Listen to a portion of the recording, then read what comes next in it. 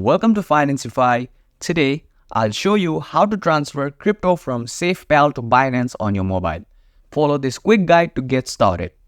First, launch the Safepal app, log in if needed, then go to the wallet section and choose the crypto, for example, Bitcoin, Ethereum, or any crypto you wish to transfer. Tap on the asset and click Send. Open the Binance app and log in. Go to Wallet, then Deposit. Select the same crypto and copy the address. Paste the Binance address into the recipient address field in Safepal. Then enter the amount.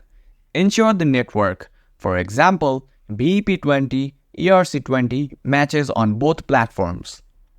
Double check all details, then tap Send or Continue. Enter your transaction password or complete 2FA if prompted.